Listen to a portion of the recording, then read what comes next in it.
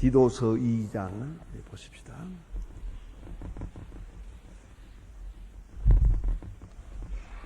디도서 2장 11절로 15절까지 봉독하게 됩니다. 디도서 2장 11절로 끝절 15절까지 봉독이 됩니다. 지금 다 같이 11절부터 함께 봉독하시겠습니다. 모든 사람에게 구원을 주시는 하나님의 은혜가 나타나 우리의 양육하라. 경건치 않은 것과 이 세상 정욕을 다 버리고 근신함과 의로움과 경건함으로 이 세상에 살고 복스러운 소망과 크신 하나님의 주신 예수 그의 영광이 나타나심을 기다리게 하셨으니 그가 모든 죄를 대신하여 자신을 주시고 모든 불법에서 죄속하시고 우리를 깨끗하게 하사 선한 일에 열심하는 신백성이 되게 하려 하십니다. 너는 이것을 말하고 권면하며 모든 권위로 책망하여 누구든지 업신여기지 받지 말라. 아멘. 오늘 주시는 말씀 디도서를 우리가 공부하고 있는데요. 그 디도서는 이제 목회서신입니다. 디모데서와도 같이 목회하고 있는 후계자요 또 동역자인 믿음의 아들 디모데에게 그리고 디도에게 교회를 섬길 때 이렇게 하라 하는 말씀이에요. 이렇게 가르쳐라 그런 교서를 지금 말씀하고 있는 겁니다. 그런 의미에서 한 구절 한 구절이 디도에게 전해지고 디도는 이 말씀을 따라서 교회를 목회하게 될 것입니다. 그런 의미에서 그 한 구절 한 구절이 깊은 의미를 가지고 있다는 것을 깊이 생각하고 보셔야 되겠습니다. 오늘 본문에 나타나는 것은 그리스도인의 그 존재와 또 그 생활과 그 궁극을 말해주는 것입니다. 한마디로 말해서 그리스도인의 생명, 그리스도인의 생명이 그 구원의 길이 어떻게 이루어지고 있는가, 그 실제가 어떠한가를 우리에게 말해주는 소중한 교훈입니다. 종교개혁자 칼빈은 그의 강해 중에서 아주 기독교인의 생활, 기독교인의 삶이라는 게 뭐냐, 그걸 간단하게 두 마디로 요약해서 말해주고 있습니다. 두고두고 생각해야 될 부분입니다. 첫째는 계속적인 자기 부정이다 그랬습니다. 계속적인 자기 부정. 예수님 말씀하시기를 자기를 부인하고 자기 십자가를 지고 나를 쫓으라 말씀하셨습니다. 계속적으로 자기를 부정해야 된다. 그게 무슨 말인가 하니 우리가 예수 믿고 예수 믿은 날부터 죽은 날까지 그 과정이 전부가 계속적인 성화의 과정이라는 것이죠. 성화의 과정이에요. 다시 말하면 계속 깨끗해져야 되고 계속 정결해지고 계속 거룩해지고 계속 더 높은 고상한 신앙으로 향해야 된다 그 말이죠. 그래서 하나님의 말씀을 듣고 배우고 익히고 몸의 생활 속에 익히고 성품에 익히면서 되어지는 일은 뭐냐면 옛생활을 버리는 것이죠. 옛생활을 버리면서 결국은 새로운 생활로 갈 수가 있는 거예요. 미래학자인 피터 드라카의 이론을 보면 항상 주장하는 말이 뭔가 하니 과거로부터의 출애굽입니다. 과거를 얼마나 버리느냐 하는 것이죠. 기억에서도 버리고 생활 속에서도 버리고 성품 속에서도 버리고 심지어는 잠재의식 속에서도 버려야 돼요. 심지어는 꿈 속에서 버려야 돼요. 아직도 꿈이 아주 그야말로 시시하고 상상도 할 수 없는 그런 꿈을 많이 꿨다면 꿈꾼 것도 회개해야 됩니다. 왜요? 그게 잠의식이니까. 내가 지금 뭘 생각하다가 자기에 이런 꿈을 꿨냐 이거예요. 안 그래요? 꿈에 지은 죄도 회개해야 된다니까요. 그러니까 계속적인 자기 부정이 이루어져야 돼요. 아직도 씻지 못한 게 있어요. 아직도 더러워진 게 있어요. 우리 좀 전에 부른 찬송처럼 주 예수 내 마음에 들어와 계셨어. 비로소 내가 새로워지는데 가만히 보면 아직도 남아있거든요. 계속적인 자기 부정, 자기를 부인하는 일을 해야 한다. 깨끗이 부인하게 돼야 결국은 그리스도를 온전히 영접할 수가 있기 때문이죠. 자, 이제 두 번째는 뭐냐면 영원한 생명을 지향하는 순례자임을 항상 인식해야 한다. 그랬어요. 순례자가 뭡니까? 순례자라는 것은 성지를 순례하면서 지금 어딘가 높은 곳으로 가고 있는 거예요. 영적인 세계를 지향하면서 육적인 세계를, 이것은 하나의 과정으로 지내는 거예요. 나그네로. 그리고 이 모든 과정은 계속 훈련이라는 거예요. 순례자는 일부러 어려운 곳을 갑니다. 편안한 곳을 가는 게 아니에요. 나그네예요. 그건 지나가는 거예요. 내가 가고 있는 곳은 저 먼 곳이에요. 저 영원한 세계예요. 그리고 이 세상을 순례하고 있는 것입니다. 그러니까 그리스도인은 순례자다. 하루도 이 땅에 머물 거라고 생각해서는 안 돼요. 여기가 영원한 곳이 아니에요. 여기가 내 고향이 아닙니다. 이건 떠나야 할 곳이요. 잠시 머물렀다가 떠난다는 것을 절대로 잊어서는 안 됩니다. 예수님 말씀대로 보면 잠시 후에 너희가 나를 못 볼 것이고 잠시 후에 나를 보리라. 이 세상을 잠깐 지나가는 걸로 말씀하셨어요. 그리고 잠시 후에 다시 만나게 될 거라고. 이 순례자적 그 체질 잠깐도 잊어버리면 안 돼요. 그래서 뭘 좀 얻었다고 해서 된 것처럼, 좀 뭐 벌었다고 해서 영원히 가지고 있는 것처럼, 뭐 땅 문서 몇 장 가졌다고 해서 무슨 부자처럼, 무슨 부자야, 내가 죽으면 그만이지, 그게 내 건가? 그래서 내 거라고 생각하는 게 아니에요. 그게 잘못된 거예요. 예? 그럼 가졌다는 것도 아무것도 아니거든요.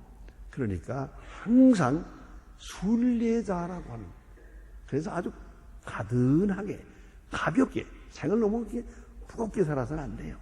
집착할 게 하나도 없어요. 지나가는 거니까요. 좋은 일도 나쁜 일도 다 지나가는 거니까. 그런 순례자적인 의식을 가지고 사는 것이다. 이렇게 종교개혁자가 이렇게 말하고 있습니다. 오늘 본문에 보면 구원하시는 하나님의 은혜가 나타나사, 구원은 첫째가 은혜로 되는 것이요. 오직 은혜로. 우리의 의로 되는 것이 아니에요. 율법적인 것이 아니라 은혜적인 것이다.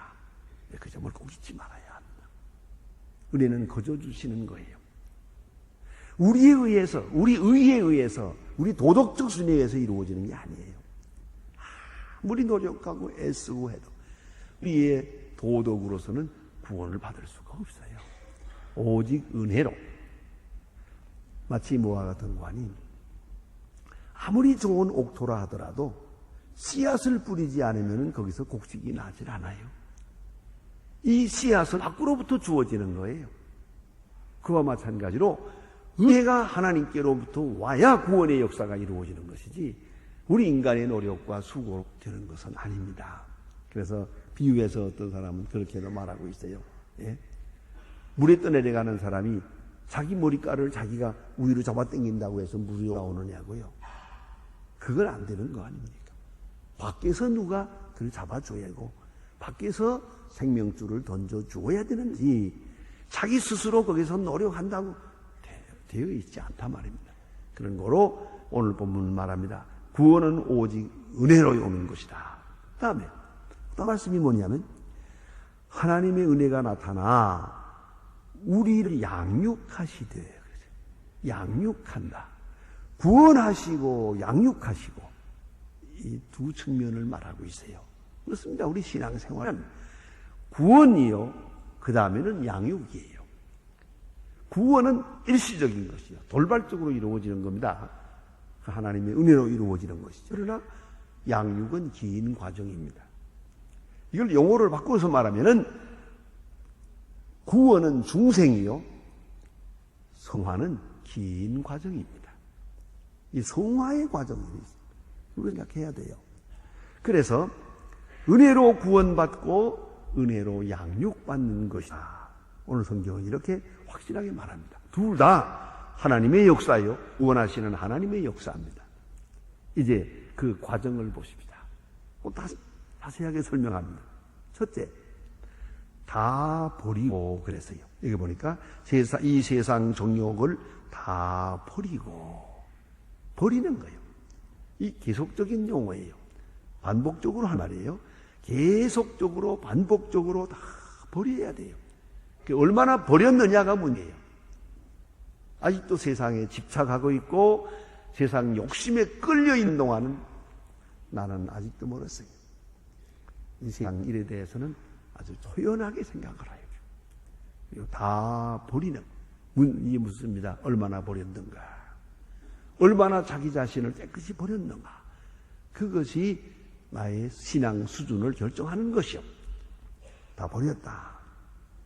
성경에 보면 어느 날 예수님께서 말씀하십니다. 나를 버리고 자기를 버리고 나를 따르는 자가 구원을 얻을 것이다. 이러니까 베드로가 말하기를 우리가 다 버렸는데요.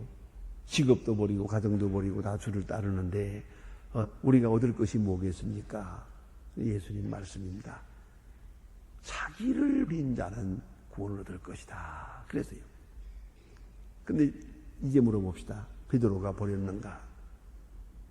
못 버렸거든요. 생명을 사랑하는 마음을 못 버렸거든요.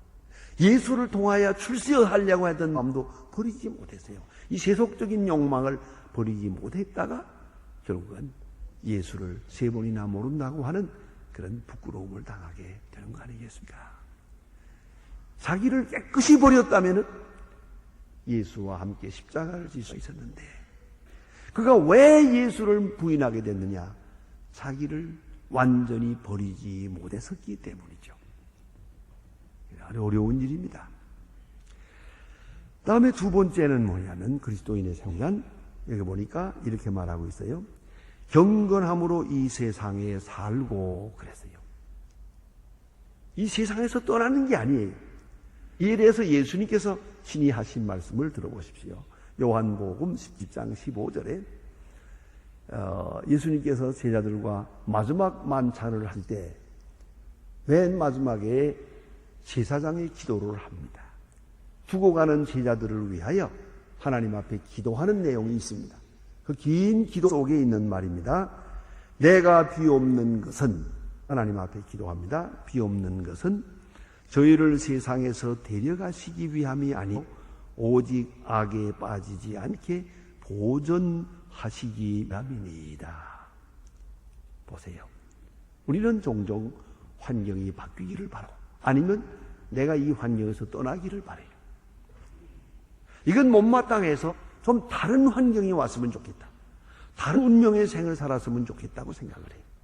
그래서 우리는 언제나 떠나기를 원해요. 좀 데려다가 달라고, 좀 다른 데로 옮겨달라고 그게 부탁을 드립니다만은 그러나 예수님의 말씀은 데려가기 위한 것이 아니요. 그래서요. 데려가기 위한 것이 아니요. 악에 빠지지 않고 세상에 살도록 하기 위한 것입니다. 그래서요. 이게 주님의 뜻이에요. 여러분 이 현실을 통해 나타난 주님의 뜻을 잠시도 잊어버리면 안 됩니다. 우리는 현실 가운데 보냄을 받았습니다. 여기 우리의 사명이 있어요. 그런 거로 이 세상에 삽니다. 이 세상에 살아야 돼요. 살도록 섭리하고 계세요. 이게 잘못돼서 이 세상에 사는 게 아니에요. 이 세상에 사는 것이 하나님의 뜻이에요. 그걸 알아야 합니다. 오늘이라고 하는 이 현실이라고 하는 이 속에 내가 살아야 할 이유가 있다는 거예요. 그것이 바로 그리스도인이에요. 어떻게? 근신하며 의로우며 경건하게. 근신하며 의로우며 경건하게 살아야 돼요. 그래서 다른 사람과의 관계에서 근신해야 되겠고, 또 자기 자신에 대해서 의롭게 살아야 되겠고, 하나님 앞에 경건하게 살아야 되겠어요. 신앙생활을 다른 말로 표현한다. 곧 경건입니다. 경건은 뭡니까? 하나님 있는 마음입니다. 하나님 앞에 있는 마음입니다. 하나님을 의식하면서 하는 것. 항상 하나님이 나와 함께 계시다. 여기 나와 함께 계시다. 그런 의식으로 사는 게 경건이 옵시다. 그런 거로 이 세상에 살면서 근신하고 의롭게 경건하게 살아야 합니다. 그것이 하나님의 뜻입니다. 경건하게 오늘을 살아가는데 하나님의 자녀로서 살아가야 합니다. 그 말이에요. 왜요? 그 이유가 있으라. 첫째는 이렇게 많은 문제에 시달리면서 우리는 성숙에 도달하는 것입니다. 여러분 아시잖아요. 자꾸 많은 시험을 받으면서 깨달아야 해요. 또 그 감성이 변화돼요. 가치관이 바뀌어요. 점점 성숙해가는 과정으로 살아가는 것이에요. 자, 우리가 세월을 살아면서 무엇이 중요한지 이제 알 것 같지 않습니까? 무엇이 남는 것인지 알 것 같지 않습니까? 전에는 내가 뭔가 잘못한 것 같고요. 이제 남은 생에는 좀 더 다른 의미의 생을 살아야겠다. 이런들이 다 계속적으로 경건으로 향하는 하나의 과정이에요. 한마디로 말하면 계속적으로 공부하는 거예요. 공부요. 어쩌면 가정생활도 그런 거 아니겠어요? 그래서 제가 가끔 결혼 주례할 때 그런 얘기를 합니다만 20대 사랑이 다르고 30대 사랑이 다르고 40대 사랑이 다르고 50대 사랑이 다르다. 사랑이 같은 거 아니에요. 아주 다른 거예요. 이 단계적으로 한번 생각해 보세요. 아마 지금 생각하면 20대 사랑 정말 철다곤이 없었지. 아마 내가 미쳤지. 생각할 거예요. 미쳤으니까 저런 사람하고 결혼했지. 안 그래요? 별 생각 다 하지. 어쩌다고 내가 저런 사람하고 결혼을 했나. 이거 보세요. 젊었을 때 그런 거예요. 그게 바로 에로스라는 거예요. 그러나 우리가 세월을 살아가면서 또 지나다 보니까 한 50쯤 되면 좀 달라요. 벌써 세상을 보는 사랑에 대한 인식이 다르다고요. 그건 젊었을 때에 가지는 그런 에로틱한 그런 게 아니에요. 좀 더 다른 의미, 높은 의미의 생을 살아요. 아가페적 사랑에 도달하게 된 것이죠. 그래서 이 세상에 살아야 할 이유는 살면서 깨닫고 성장하는 것입니다. 하는 것이에요. 계속 성숙해 나가는 것이. 그런가 하면 또 하나의 이유가 있어요. 그것은 선교적 목적이 있어요.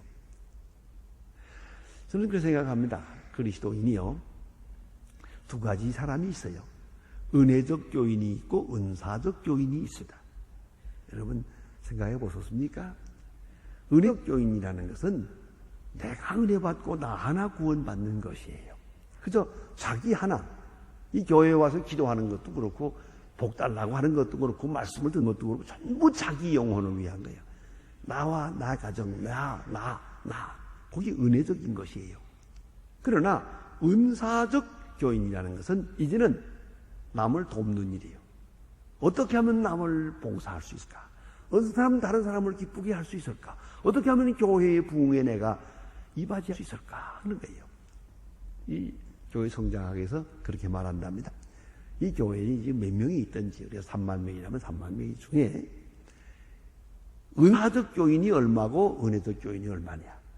다 은사적이면 좋죠. 다 봉사자고 다 열심히 교회를 위하고 얼마나 좋겠습니까만은 실제는 그렇진 않아요. 이 교회는 10분의 1이 대체로 봐서 10분의 1이 은사적 교인이에요. 그분들이 봉사하는 거예요. 사실은 헌금도 그 사람들이 하고 주일학교도 그 사람들이 하고 차량 안내도 그 사람들이 하고 전부 봉사하는 사람이세요. 얼마에 3,000명이에요. 그분이 봉사하죠. 그 나머지 분들은 일날 되면 저 앉아서 와가지고 교회가 친절치 않구만 잔소리 하면서 그 뭐 사량의원들이 그 시원치 않아. 뭐 이래면서 예배 보고 가는 거예요. 그 사람. 절대 그렇게 하기가 20년이에요. 그 사람. 항상 은혜적 교인이에요. 그 남을 섬긴다든가 봉사할 생각 안 해요. 없어요. 그거. 더구나 전도 같은 거 그때 죽을 때나 한마디 할까? 안 해요. 그것도 없어요. 항상 나 예수 믿는 것만 생각해요. 그래, 그런 분들하고 만난 사람들 그래요. 아니, 내가 이 사람 친구 된 지가 20년이 됐는데 이 사람 예수 믿는 줄 몰랐대요. 교회 와서 만나보고 깜짝 놀랐대요. 예수 믿는, 그 사람 교회 다니는 사람이에요, 분명히. 교회 집사예요. 그러나 벙어리 집사예요. 전도할 줄은 몰라요. 그래서요, 교인은 분명히 은혜적 교인과 은사적 교인이 있습니다. 그런데 우리는 이걸 알아야 돼요. 이 세상에 사는 이유는 이 세상에서 살면서 내가 믿음 생활하며 은근과 의로움에서 성숙해 나가는 것이고, 동시에 한 단 높여서 이제는 섬기는 자로 사는 거예요. 선교적 이익 때문에 세상에 사는 것이요. 여러분이 며느리가 됐어요. 안민집의 며느리로 갔어요. 그 집을 구원하기 위한 사명이 거기 있는 거예요. 앉는 사람들 속에 내가 직장 생활하고 있어요. 그리고 여러 가지 핍박을 받는다고 생각을 해. 내가 이 자리에 이하여 이유가 있어요. 아마 사표를 내고 그럼 예수 믿는 사람들끼리 모여서 하는 사업으로 갈까요? 그럴 게 아니에요. 안 믿는 사람들 사옥에 들어가서 저 사람들을 믿게 해야 돼요. 생각하면 내가 돈 벌기 위해서 이 직장에 있는 게 아니고 저 사람들을 구원하기 위해서 내가 여기 와 있는 거예요. 마치 바벨론 나라에 다니엘이 있는 것처럼 말이에요. 다니엘이 바벨론이라는 나라에 가서 비로소 노예로 갔지만은, 끌려갔지만은 다니엘은 거기에서 선지자가 되고, 다니엘은 거기서 정치가 되고, 느부갓네살, 그 다음 다리오 왕 할 것 없이 모든 이방 사람들 앞에 하나님의 사람으로 선교적 사명을 감당하지 않습니까? 우리 잘 알고 있잖아요.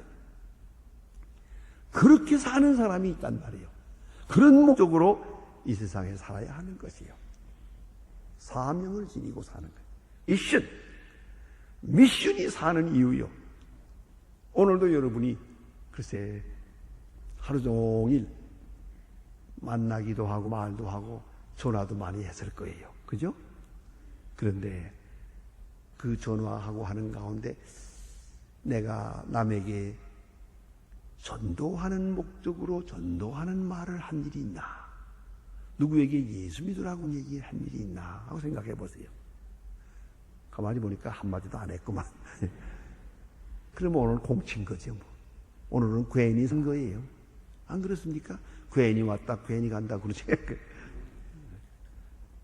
결국은 얼마나 전도했느냐, 얼마나 많은 사람에게 덕을 끼쳤느냐, 구원했느냐가 문제죠. 그러니까 세상에 살아요. 근신하며 의로우며 경건하며 그렇게 세상에 살아요. 그러기 위해서 너는 가르쳐라 하는 것이고요. 그 다음에 세 번째 그리스도인의 모습을 이렇게 말하고 있어. 기다림이다 그랬어요. 예? 복스러운 소망과 우리의 크신 하나님 구주 예수 그리스도의 영광이 나타나심을 기다리게 하셨으니, 신앙생활이 뭡니까? 기다림이에요. 신앙생활은 현재의 목적이 있는 게 아니기 때문에 우리는 기다리고 있어요. expectation, 이 기다림이라는 것이 신앙의 본질이라는 걸 잊지 마세요. 항상 미래적이에요. 구체적으로 말하면 주님의 재림을 기다리고, 또 현실적으로 말하면 나의 죽는 그 시간을 기다리는 거예요. 언젠가는 우리가 주님 앞에 가야 돼요. 그 시간을 기다리는 거예요. 오늘이나 내일이나 기다리고, 종말적으로는 주님의 재림을 기다리는 거예요. 이걸 잊지 말아야 하다. 결코 이것은 부정적인 얘기가 아니에요. 세상을 부인하는 얘기가 아니에요. 기다림이 있기 때문에 현재가 의미가 있는 거예요. 미래가 없는 현재라는 아무 의미도 없는 거거든요. 안 그렇습니까? 그래서 그렇게 말합니다. 성공이 뭐냐 하고 할 때 여러분 성공 어떻게 말합니까? 이 경영학자들이 말하는 성공을 잘 연구해 보면 재미있어요. 딱 두 마디로 요약합니다. 성공이란 얼마나 행복하냐 그래요. 행복 지수가 문제예요. 뭐 남들이 성공했다고 하든 말든 그 중요한 게 아니에요. 내가 행복해야죠. 그렇잖아요. 돈을 벌고 벌벌 떨면 되겠어요. 난 요새 그 신문에서 며칠 전에 그거 보고 참 마음 아프게 생각해요. 그 집으로라고 하는 영화 있죠. 그 집으로라는 영화를 찍은 그 주연 배우 할머니가 그분은 할머니는 일생 동안 그러기도 어려울 거예요. 영화 한 번도 못 봤대요. 그런데 영화 주연했거든요. 주연 배우 했는데 그래가지고 돈 벌었잖아요. 돈을 수십억을 벌었는데 아니 큰일 났어요. 전에는 그 집에서 아무도가 도덕이니까 강도가 없니까 뭐 문 열어놓고 자고 편안하게 그 집에서 행복하게 살던 수십 년을 살아온 사람인데 이거 돈이 생기니까 틀림없이 강도가 올 거라는 거지. 그래서 쫓겨났대요 그 집에서. 그래서 지금 어딘가 가서 숨어 산대요. 이런 답답한 일이 있나? 행복을 잃어버렸잖아요. 돈을 벌었는데 행복을 잃어버렸어요. 이건 성공이 아니에요. 저건 행복해야 된다는 건 잊지 마세요. 완전히 자유하는 행복이 있어야 되고요. 두 번째는 퍼스펙티브예요. 앞이 보여야 돼요. 오늘 가지고는 행복이 아니에요. 미래가 보여야 돼요. 미래가. 앞이 환하게 보여야 돼요. 소망적이어야 성공이지. 열망으로 끝나면 끝이죠. 그건 성공이 아닙니다. 그러면 그리스도인은 절대로 실망이 없죠. 주님의 재림을 기다리는. 우리에게는 하늘나라가 있거든요. 우리에게는 밝은 미래가 있거든요. 언제나. 여러분 생각해 보세요. 순교자가 누굽니까? 순교자는 지금 예수의 이름으로 죽어요. 그러나 예수의 이름으로 죽는다는 것 때문에 행복해요. 순교자는 죽을 때 하늘이 열리는 경험을 해요. 하늘이 열리고 주님이 기다리고 주님이 손을 내밀고 어서 올라오너라 하는 걸 기다린단 말이에요. 그렇게 앞이 보이잖아요. 그 성공이죠. 최고의 성공이 순교입니다. 기독교인으로서는 최고의 성공이 순교다. 그걸 잊지 말아야 돼요. 그러면 앞이 보여. 기다림. 세상에 제일 불쌍한 사람은 기다릴 것이 없는 사람이죠.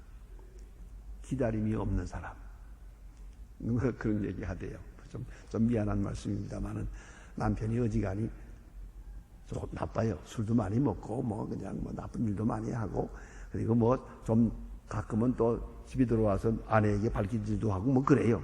그래서 그걸 화제로 해가지고 우리 교인들끼리 얘기를 하면서 그런 얘기 하더라고요.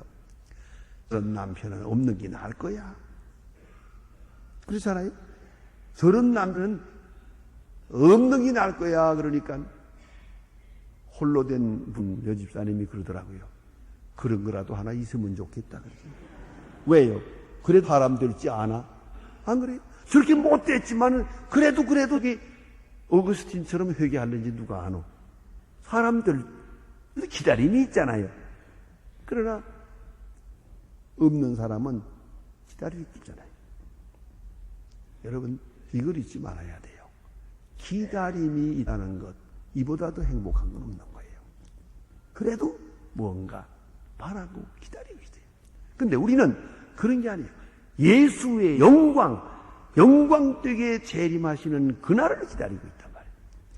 그것이 바로 그리스도인이다. 이 기다림이라는 것은 정적인 것이 아니에요. 행동적인 것이에요. 예수님께서 비유로 하신 말씀 가운데 보면 두 가지를 들고 싶은데, 하나는 신랑 열처녀 비유요. 기름을 준비하고 기다려요. 준비하고 기다려야 되고요. 준비하고 기다리라고 해요. 또 하나의 기다림은 일하는 중에 기다리라 그랬어요.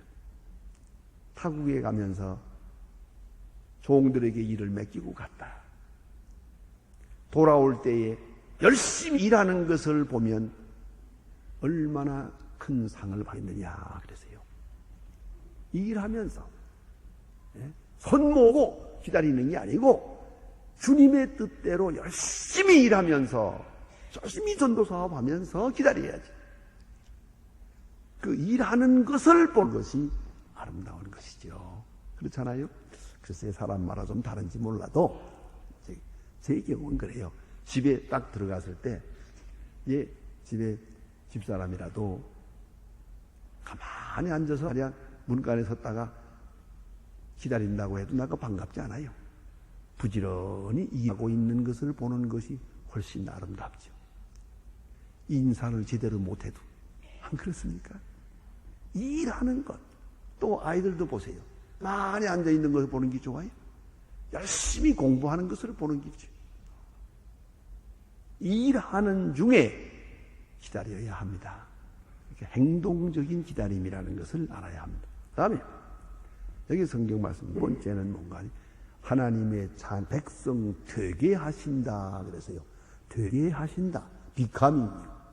being에서 시작해서 becoming, being and becoming 되게 하시는 것이요. 사실은 진노의 자녀였던 사람들을 후속하사 이제 하나님의 자녀 되게 하시고 하나님의 자녀다운 자녀로 만들어 가시는 과정이요. 그걸 잊지 말아야 합니다. 우리가 자식을 낳아서 키울 때 사람답게 키우는 것이에요. 자식답게 키워가는 것처럼 하나님께서 하나님의 사람들을 하나님의 백성 되게 하시는 것이다. 그게 구속의 역사입니다. 여기서 성경이 강하게 말씀하시는 건 구원의 역사는 하나님의 역사요. 성결케 하시는 것도 하나님의 역사요. 영광 되게 하시는 것도 하나님의 역사요. 믿음을 주시는 것도 하나님이시요. 성결케 하는 것도 하나님이시라는 것을 잊지 마야 합니다. 한 사람 예를 들고 싶습니다. 우리가 늘 즐겨 부르는 찬송 405장 찬송이지요. 그 찬송을 작사인 존 뉴턴이라고 하는 목사님이 계십니다. 그런 젊은 나이에 노예 매매업에 종사하면서 노예 수송선 선장까지 했습니다. 그러다가 그가 주님을 영접한 후에 42년 동안 목사로 일하면서 수많은 사람들을 인도했고 또 한편으로는 많은 사람에게 감동을 주었고 많은 사람들이 그의 운집해서 그의 설교를 들었습니다. 자, 지금은 우리 방송이 되고 이 인터넷이 되고 이렇게 마이크를 통해서 들으지만 옛날엔 그렇지 않았거든요. 온 육성으로 하기 때문에 이분이 설교할 때마다 수많은 사람이 모여들었어요. 어디 가나 그렇게 큰 역사를 이루신 분이 오시다. 그는 8살에서 10살까지 불과 3년 동안밖에는 공부한 게 없어요. 학교 공부하는 건 한 게 없습니다. 그런데 고맙게도 그런 신실한 예수 잘 믿는 아내를 얻어서 그 아내가 신학적 지식이 있어서 그로부터 헬라어 히브리어를 공부하고 신학적인 많은 것을 아내로부터 배웠다고 합니다. 그리고 이제 한평생 복음을 위해서 역사하게 되는데요. 보세요. 그가 항상 설교 중에 주제처럼 하는 말이 있어요. 그것은 나 되면 오직 은혜라고. 우리는 오직 은혜로만 구원을 받는 것입니다. 하고 늘 설교하다고 합니다. 그는 자기가 죽기 전에 자기 묘비를 미리 썼어요. 자기 묘비를 미리 만들어 놨어요. 죽은 다음에 그가 자신이 만들어 놓은 묘비를 썼어요. 오늘 저녁에 가서 묘비 하나 만들 생각 없어요? 자관 유서는 써야 됩니다. 이건 그거 잊지 말아야 됩니다. 유서를 써야 됩니다. 이분은 묘비를 이렇게 썼습니다. 자신이 쓰는 것을 보세요. 그릇된 종교를 믿는 자여, 비천한 신분으로 아프리카의 노예 상인이었던 존 뉴턴은 우리 주 예수 그리스도의 풍성하신 자비를 힘입어 구원하심과 회복시키심으로 죄 사함을 받고 오랫동안의 파멸의 생활에 서서나 생명의 도를 전파하는 것으로 생을 마친다 했어요. 얼마나 멋있습니까? 그는 오직 은혜로 내가 있고 오직 은혜를 위해서 내 생은 살고 끝낸다고 그렇게 묘비에 기록되어 있습니다. 오늘 그리스도인의 생활이라는 것은 오직 은혜로 구원을 받고 계속해서 성장하고 성숙하면서 훈련을 받는 것이에요. 이제 묻는 것은 어디까지 왔습니까? 하고 묻고 싶어요. 이제 남은 길이 어디 있습니까?